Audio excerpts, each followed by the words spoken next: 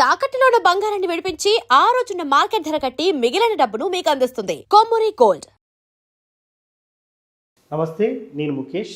గోకర్ణ గౌరవాన్వితులు, శాక్తేయ సహస్ర కిరణ బిరుదాంకితులు, శక్తిపీఠం వ్యవస్థాపకులు పూజ్యశ్రీ డాక్టర్ స్వామి శాంతానంద్ పురోహిత్ గారు మనతో పాటు ఉన్నారు. వారితో మాట్లాడే ప్రయత్నం చేద్దాం. గురువు గారు నమస్కారం. శ్రీమాత్రే నమః. సో చాలామంది చెప్తా ఉంటారు, లక్ష్మీ నరసింహస్వామి ఆరాధించడం వల్ల ఖచ్చితంగా అప్పులు అనేటివి తీరిపోతాయని చెప్పేసి. నిజంగా అప్పులు అనేటువంటి ఈ మధ్యకాలంలో చాలామందికి చాలా రకాలుగా వేధిస్తున్నటువంటి సమస్య. ఈ మనం టూర్ పోవాలన్నా ఈఎంఐలు, ఇంట్లో ఉండి ఎంజాయ్ చేయాలన్నా కూడా ఈఎంఐలు చూస్తూనే ఉన్నట్టున్నాం. సో ఇవి కాకుండా బ్యాంకుల నుంచి తీసుకున్న రుణాలు కానివ్వండి, ఇలా రకరకాలుగా ఉంటాయి. అందరికీ ఇది ఒక సమస్యగా మారిపోయింది. ఖచ్చితంగా ధనవంతుల నుంచి పేదవారికి ఖచ్చితంగా అప్పులు అనేటివి ఉంటాయి. ఇవి తీరాలంటే ముఖ్యంగా లక్ష్మీ నరసింహస్వామి ఆరాధన చేస్తే తొందరగా తీరుతాయని చెప్తా ఉంటారు. ముఖ్యంగా స్వామిని ఎలా ఆరాధించాలి, ఎలా ఆరాధించడం వల్ల ఇటువంటి ఫలితాల నుండి ఇటువంటి ఫలితాలు మనం పొందవచ్చు? లక్ష్మీ నరసింహస్వామి మోక్షాన్ని అనుగ్రహించేటటువంటి వాడు, అట్లాగే భోగ భాగ్యాలను కూడా అనుగ్రహించేటటువంటి వాడు. అంటే మామూలుగా లక్ష్మీ నరసింహస్వామి వైరాగ్యం అత్యంత విశేషమైనటువంటి మన సనాతన ధర్మంలో. అటు వైరాగ్యం కలగాలన్నా స్వామి అనుగ్రహం కావాలా, వైరాగ్యానికి విపరీతమైనటువంటి భోగభాగ్యాలు అవి కలగాలన్నా లక్ష్మీ నరసింహస్వామి అనుగ్రహము తప్పనిసరి. కాబట్టి మనము యతీశ్వరులు, సన్యాసులు అని పిలువబడేటటువంటి వాళ్ళు కూడా లక్ష్మీ నరసింహస్వామి ఉపాసనను అత్యధికంగా చేస్తూ ఉంటారు. మనం ఎట్లయితే ఆంజనేయ స్వామినో, రాముల వారినో, అమ్మవారినో, గణపతినో ఎట్లాగైతే పూజిస్తామో అట్లా యతీశ్వరులు అనబడేటటువంటి వాళ్ళు నరసింహస్వామిని ప్రధాన దేవతగా ఉండి ఉపాసన, నరసింహోపాసన అనేటటువంటిది వాళ్ళు చేస్తూ ఉంటారు. అంతటి ఉత్కృష్టమైనటువంటి ఉపాసన లక్ష్మీ నరసింహ ఉపాసన. ఇందులో మీరు ప్రస్తావించినటువంటిది అప్పుల బాధ తొలగిపోవాలి అంటే దాన్ని రుణ బాధ అని మనం చెప్పడం జరుగుతుంది. ఈ రుణ బాధ నివృత్తి కావాలి అంటే మనకు లక్ష్మీ నృసింహ రుణ విమోచన స్తోత్రము అని ఉంటుంది. అంటే ప్రత్యేకించి రుణ బాధల నుంచి విముక్తి పొందడానికే ఆ స్తోత్రాన్ని చేయడం జరిగింది. మనకు అట్లాగా 3 స్తోత్రాలు ఉంటాయి ఈ రుణ బాధల నివారణ కావడానికి. ఒకటి రుణ విమోచన లక్ష్మీ గణపతి స్తోత్రము అని ఉంటుంది, రుణ విమోచన లక్ష్మీ నృసింహ స్తోత్రము అని చెప్పి, రుణ విమోచన అంగారక స్తోత్రము అని చెప్పి, ఇవి 3 ప్రత్యేకించి ఈ రుణ బాధల నుంచి విముక్తి పొందడానికి ఈ 3 స్తోత్రాలు మనకు వాంగ్మయంలో ఇవ్వబడింది.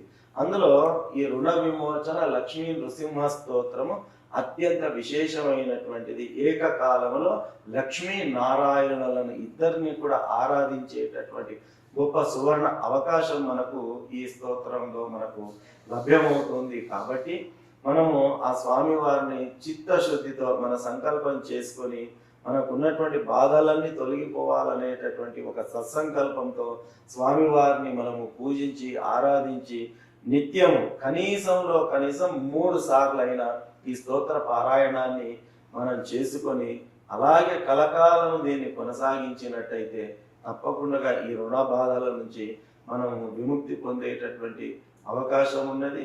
అత్యంత సులువుగా బాధల నుంచి దూరం అయ్యేటటువంటి మార్గాల్లో ఇదొక మార్గము. లక్ష్మీ నృసింహస్వామి ఆరాధన, ప్రత్యేకించి లక్ష్మీ నృసింహ రుణ విమోచన స్తోత్ర పారాయణ అనేది మనకు అత్యంత శీఘ్రంగా ఫలితాన్ని ఇచ్చేటటువంటిది.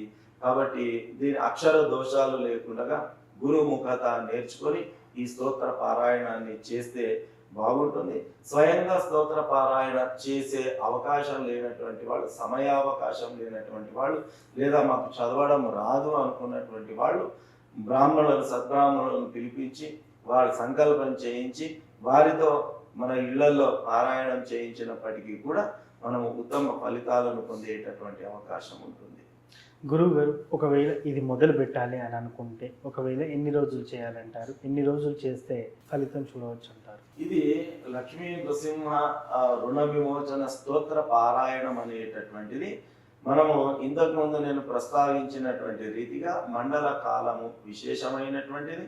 108 రోజులు నిరంతరంగా పారాయణం చేస్తే కూడా మనము త్వరితగతిన ఆ సమస్య నుంచి నివృత్తి పొందేటటువంటి అవకాశం ఉంటుంది.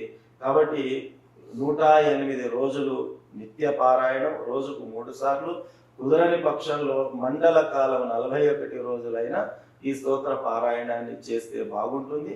ఇది మనకు మానసికంగా ట్యూన్ కావడానికి ఈ కాల వ్యవధి అనేటటువంటిది మనకు ఉంచారు.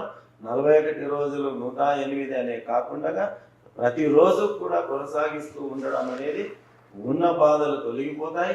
నిరంతరం కొనసాగించడం వల్ల భవిష్యత్తులో వచ్చే రుణ సమస్యలు కూడా రాకుండా ముందుగానే మనం నివృత్తి చేసుకునే అవకాశం ఉంటుంది. కాబట్టి అవకాశం ఉన్నంత మేరకు నిరంతరంగా పారాయణం చేయడం అనేది అత్యంత విశేషమైనటువంటిది. నిరంతర పారాయణ చేయడం వల్ల మంచి ఫలితాలు చూడొచ్చు అంటారు. మరి నిరంతర పారాయణ చేస్తున్నప్పుడు ఇలాంటి అంటూ ముట్టుతో సంబంధం లేకుండా ఉండొచ్చు అంటారు. ఎప్పుడైనప్పటికీ కూడా మగవాళ్ళకైతే ఎలాంటి సమస్య అనేటటువంటిది ఉండదు. మాతృమూర్తులకు మాత్రం ఆ యొక్క ఏదైతే నెలసరి సమస్య ఉంటుందో ఆ 4 రోజులు మాత్రమే చేయడానికి వీలు లేదు. 4వ రోజు తలంటు స్నానం చేసుకుని 5వ రోజు నుంచి యథావిధిగా కొనసాగించవచ్చు. మిగతా ఏ విషయాల్లో కూడా ఎలాంటి సమస్య లేదు. అంటే పురుషులు చేసుకోవచ్చు, ఆడవాళ్ళు అట్లున్నప్పటికీ పురుషులు చేసుకోవచ్చు. అంటే మంచి విషయం మీరు ప్రస్తావించారు. ఇంట్లో ఎవరైనా ముట్టు మహిళ ఉన్నప్పుడు మహిళలు భర్త కూడా పూజ చేయొచ్చా లేదా అని చెప్పి కొందరు వాళ్ళు కూడా పూజ మానేస్తూ ఉంటారు. అది సరి అయినటువంటిది కాదు. అది ఆ నెలసరి సమస్య, అది వాళ్ళకు సంబంధించింది. వాళ్ళు మాత్రమే 4 రోజులు పూజకు కానీ స్తోత్ర పారాయణాలకు కానీ అవకాశం, అర్హత అనేటటువంటిది ఉండదు. 5వ రోజు నుంచి మళ్ళీ వాళ్ళు యథావిధిగా కొనసాగించవచ్చు. వాళ్ళ సమస్య అలా ఉన్నప్పటికీ కూడా ఆ సమయంలో కూడా పురుషులు ఎంచక్క పూజ, ఈ స్తోత్ర పారాయణాలు అనేవి ఎంచక్క కొనసాగించాలి. కాకపోతే మనము ఆ రకంగా నెలసరి సమస్య ఉన్నటువంటి వాళ్ళను తాకడం కానీ, వాళ్ళ వస్త్రాలు ముట్టడం కానీ, లేదా వాళ్ళు దేవతా గృహంలో రావడం కానీ, దేవతా పూజలకు సంబంధించిన వస్తువులను స్పృశించడం కానీ, అలాంటివి జరిగే అవకాశం ఉన్న సందర్భంలో మనకు పవిత్రత అనేది ఉండదు. కాబట్టి అటువంటి సందర్భంలో ఆ 3 రోజులు కూడా ఎవరు ఎక్కడ ఏం చేయకుండా ఉంటారు. కాబట్టి అలాంటి సమస్య లేకుండా ఉన్న వాతావరణంలో పురుషులు ఎంచక్క వాళ్ళు ఈ శుచి శుభ్రత ఉన్నది, అలాంటి సమస్య ఏమీ లేదు అనుకున్న సందర్భంలో వీళ్ళు కొనసాగించడంలో ఎలాంటి అభ్యంతరం లేదు. సో మొత్తానికి లక్ష్మీ నరసింహస్వామికి సంబంధించినటువంటి రుణ విమోచన సూత్రం చదవడం వల్ల ఎటువంటి ఫలితాలు చూడొచ్చని చాలా చక్కగా చెప్పున్నారు గురుగారు. ముఖ్యంగా అప్పుల బాధతో బాధపడుతున్నటువంటి వారు ఈ సూత్రాన్ని చదవడం వల్ల చక్కటి ఫలితాలు చూడవచ్చని మంచి వివరణ ఇచ్చారు. ధన్యవాదాలు. శ్రీమాత్రే నమః.